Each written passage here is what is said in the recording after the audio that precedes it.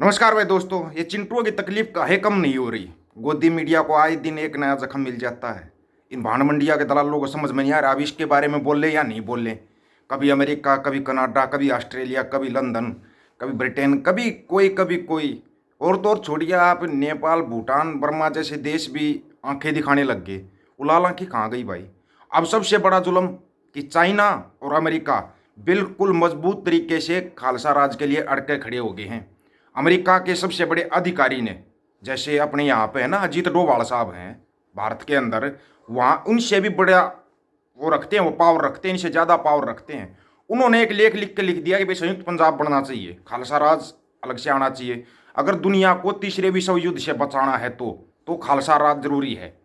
खालसा बनना चाहिए, खालसा राज जो महाराजा रणजीत सिंह वाला राज था। अब उसके अंदर कौन कौन सा एरिया आएगा ये तो सबको पता है। अब कोई छोटा मोटा लेख लिख देता अखबार में, वो एक अलग बात होती है। एक इतना बड़ा अधिकारी, उसका नाम है बॉब आर्थर। नाम है, सर्च कर लेना बॉब आर्थर ने किया क्या क्या आज तक। सबसे पहले तो ना आपको उसकी उपलब्धियां गिना देते हैं, उपलब्धि क्या है बॉब आर्थर की, और उन्होंने लिखा क्या है। सुनकर आपके अगर होश ना उड़ जाए ना तो बता देना। होश उड़ जाएंगे जो बॉब आर्थर ने लिख दिया, जो लेख में लिख दिया, वो भी आपको दिखाते हैं। पहले सुनिए बॉब आर्थर है कौन। ਤਾਂ ਮੈਂ ਦੱਸਦਾ ਕਿ ਬੌਬ ਆਰਥਰ ਹੈ ਕੌਣ। ਇਹ ਆਪਾਂ ਪੁਆਇੰਟ ਦਰ ਪੁਆਇੰਟ ਆਪਾਂ ਅੱਗੇ ਵਧਦੇ ਹਾਂ ਇਸ ਆਰਟੀਕਲ ਦੇ ਉੱਤੇ ਕਿ ਇਹ ਇੱਕ ਬਹੁਤ ਵੱਡੀ ਘਟਨਾ ਇਹ ਆਰਟੀਕਲ ਦਾ ਲਿਖਿਆ ਜਾਣਾ। ਤੇ ਬੌਬ ਆਰਥਰ ਦਾ ਜਿਹੜਾ ਤਜਰਬਾ ਇਨਵੈਸਟੀਗੇਸ਼ਨ ਦੇ ਵਿੱਚ, ਤਹਿਕੀਕਾਤ ਕਰਨ ਦੇ ਵਿੱਚ, ਸਾਬਕਾ ਪੁਲਿਸ ਅਫਸਰ 52 ਸਾਲਾਂ ਦਾ ਤਾਂ ਉਸਦਾ ਤਜਰਬਾ ਹੈ ਤੇ 22 ਸਾਲ ਤੋਂ ਵੱਧ ਸਮਾਂ ਉਹਨੇ ਵੱਖ-ਵੱਖ ਥਾਵਾਂ ਦੇ ਉੱਤੇ ਪੁਲਿਸ ਆਫੀਸਰ ਦੇ ਅਹੁਦੇ ਤੇ ਰਹਿੰਦਿਆਂ ਜਿਹੜੀ ਸੇਵਾ ਕੀਤੀ ਹੈ ਤੇ ਪੁਲਿਸ ਦਾ ਚੀਫ ਰਿਹਾ ਉਹ। ਤੇ 32 ਸਾਲਾਂ ਤੋਂ ਵੱਧ ਸਮਾਂ ਹੋ ਗਿਆ ਉਹਨੂੰ। ਉਹ ਪ੍ਰਾਈਵੇਟ ਇਨਵੈਸਟੀਗੇਟਰ ਤੇ ਸੁਰੱਖਿਆ ਸਲਾਹਕਾਰ ਹੈ ਵੱਖ-ਵੱਖ ਏਜੰਸੀਆਂ ਦੇ ਲਈ ਪ੍ਰਾਈਵੇਟ ਤੌਰ ਦੇ ਉੱਤੇ, ਠੀਕ ਹੈ ਨਾ ਜੀ। ਤੇ ਉਸਨੇ ਆਪਣੇ ਤੌਰ ਦੇ ਉੱਤੇ ਤੇ ਸਰਕਾਰੀ ਅਹੁਦੇ ਤੇ ਰਹਿੰਦਿਆਂ ਹੋਇਆਂ ਇਨਵੈਸਟੀਗੇਸ਼ਨਸ ਕੀਤੀਆਂ ਨੇ ਅੱਤਵਾਦ ਨਾਲ ਸੰਬੰਧਿਤ ਤੇ ਜਾਸੂਸੀ ਦੇ ਨਾਲ ਸੰਬੰਧਿਤ ਵੱਖ-ਵੱਖ ਕੇਸਾਂ ਨੂੰ ਉਸਨੇ ਸੁਲਝਾਇਆ ਵਰਲਡ ਵਾਈਡ, ਦੁਨੀਆ ਪੱਧਰ ਦੇ ਉੱਤੇ। ਇੰਨਾ ਹੀ ਨਹੀਂ, ਜਿਹੜੇ ਲੋਕ ਮਹੱਤਵਪੂਰਨ, ਜਿਹੜੇ VIP ਲੋਕਾਂ ਨੂੰ ਕਿਡਨੈਪ ਕਰ ਲਿਆ ਜਾਂਦਾ, ਅਗਵਾ ਕਰ ਲਿਆ ਜਾਂਦਾ, ਉਹਨਾਂ ਨੂੰ ਛਡਾਉਣ ਬਾਰੇ ਵੀ ਉਹ ਨੈਗੋਸ਼ੀਏਟਰ ਦੇ ਤੌਰ ਦੇ ਉੱਤੇ ਕੰਮ ਕਰ ਚੁੱਕਿਆ ਵੱਖ-ਵੱਖ ਮੁਲਕਾਂ ਦੇ ਵਿੱਚ। ਬੌਬ ਆਰਥਰ ਜਿਹੜਾ ਹੈਗਾ ਤੇ ਉਹ international association of police chief ਦਾ ਮੈਂਬਰ ਰਹਿ ਚੁੱਕਾ ਤੇ US department of justice law enforcement coordinating committee ਦਾ ਵੀ ਮੈਂਬਰ ਰਹਿ ਚੁੱਕਾ। ਇਹਦੇ ਨਾਲ ਹੀ drug enforcement and training subcommittees ਦਾ ਉਹ ਮੈਂਬਰ ਰਹਿ ਚੁੱਕਾ ਤੇ ਇਹਦੇ ਨਾਲ ਹੀ international drug enforcement officer association ਹੈ ਜਿਹੜੀ, ਉਹਦਾ ਹੁਣ ਵੀ ਮੈਂਬਰ ਹੈ ਉਹ। ਤੇ ਇਸ ਵੇਲੇ ਉਹ ਆਪਣੇ ਤੌਰ ਦੇ ਉੱਤੇ ਇੱਕ ਜਾਸੂਸਾਂ ਨੂੰ ਟ੍ਰੇਨਿੰਗ ਦੇਣ ਦੀ ਜਾਂ ਉਸ ਤਰੀਕੇ ਦੀ ਇੱਕ ਏਜੰਸੀ ਚਲਾ ਰਿਹਾ, ਆਪਣੀ ਇਨਵੈਸਟੀਗੇਟਿਵ ਏਜੰਸੀ, ਠੀਕ ਹੈ ਨਾ ਜੀ। ਸੋ ਇਹ ਹੈ ਬੌਬ ਆਰਥਰ ਤੇ ਬਹੁਤ ਸਾਰੇ ਨਿਰਸਨ ਦੇ ਕੁਝ ਅਹੁਦੇ ਜਿਹੜੇ ਏਦਾਂ ਦੇ ਲੋਕ ਹੁੰਦੇ ਨੇ ਉਹ ਨਹੀਂ ਦੱਸਦੇ ਹੈਗੇ ਕਿ ਉਹਨਾਂ ਨੇ ਹੋਰ। ਮੈਨੂੰ ਲੱਗਦਾ ਵੀ ਉਹਦੀ ਉਮਰ। अब बॉब आर्थर के बारे में सुन लिया, बॉब आर्थर कौन है। और वो बॉब आर्थर अब खुल के लिख रहा है खालसा राज के बारे में, संयुक्त पंजाब के बारे में, बिल्कुल खुल के आर्टिकल में लिखा है। अगर तीसरे विश्व युद्ध को रोकना है तो खालसा राज बनाना पड़ेगा। अलग देश की मांग हुई है ये, बाकायदा नक्शा UN में एक नक्शा जारी किया था, वो पता है ना, चाइना ने करवाया था। वो जो संयुक्त पंजाब का मैप था वो जारी कर दिया था। बड़ा मतलब उसके ऊपर विवाद उठा था, बहुत कुछ हुआ था। अब ये इतना बड़ा मतलब बंदा है जो इतनी बड़ा आर्टिकल लिख रहा है, क्यों लिख रहा है वो भी बता दिया, किस लिए लिख रहा है ये भी बता दिया। 95 ਸਾਲ ਦੇ ਵਿੱਚ ਹੋਊਗੇ, ਬਜ਼ੁਰਗ ਹੋ ਚੁੱਕੇ ਨੇ ਬੌਬ ਆਰਥਰ ਤੇ ਬਹੁਤ ਇੱਕ ਉਹਨਾਂ ਨੇ ਕਿਤਾਬ ਵੀ ਲਿਖੀ ਹੈ ਤੇ ਕਿਤਾਬ ਦਾ ਮੈਂ ਜ਼ਿਕਰ ਕਰੂੰਗਾ, ਤੁਹਾਨੂੰ ਦੱਸੂਗਾ ਕਿਤਾਬ ਕਿਹੜੀ ਲਿਖੀ ਹੈ।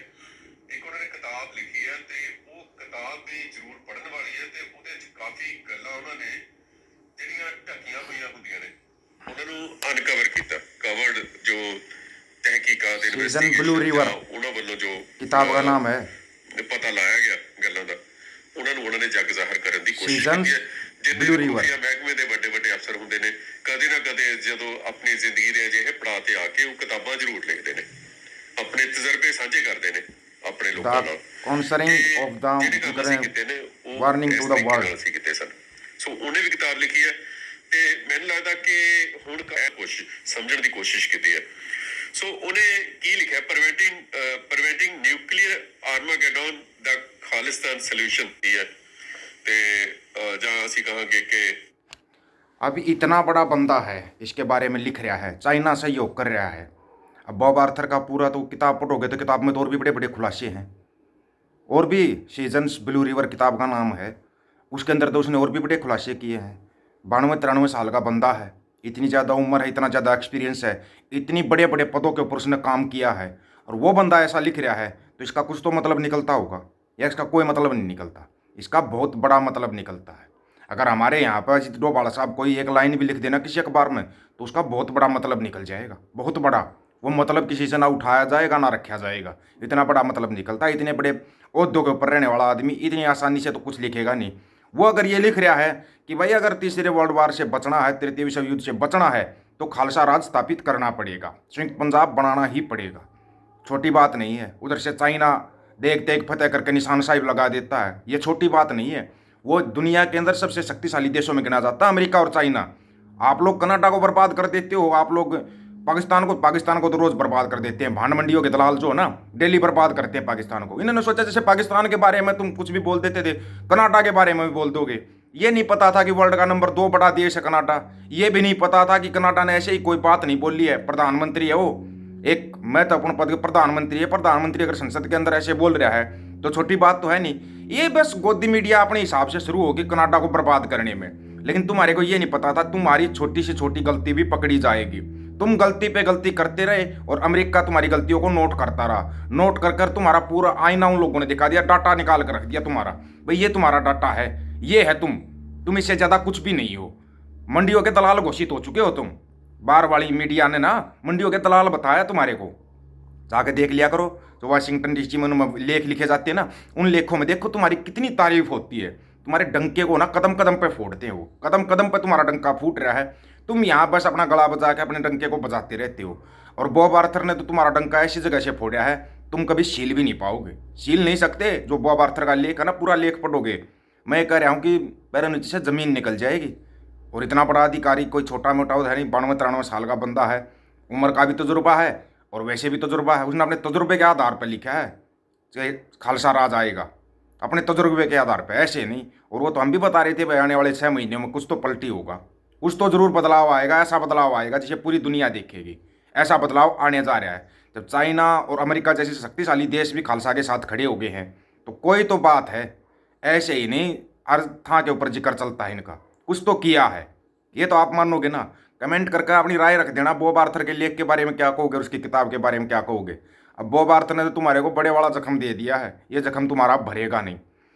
वीडियो को बहुत से साथी ऐसे हैं जो चैनल सब्सक्राइब किया लेकिन बेल आइकन को नहीं दबाया, शायद वो बेल आइकन को जरूर दबा लेना भाई। सभी साथियों को राम राम, नमस्कार, आदाब, सत श्री अकाल। वीडियो को ज़्यादा से ज़्यादा शेयर, चैनल को सब्सक्राइब और बेल आइकन को जरूर दबाना दोस्तों। ऑफिशियल दीपक फौजी यूट्यूब चैनल, बात हक और सच की करेंगे, हक सच की बात हम करेंगे। वीडियो को शेयर करने की जिम्मेवारी आप लोगों की है। बेल आइकन को दबाना और टीम दीपक फौजी जो तो अपना दूसरा चैनल है उससे भी जुड़ते चले जाना। 1200 साथी जुड़ चुके। गज के आखो, वाहेगुरु जी का खालसा, वाहेगुरु जी की फतेह।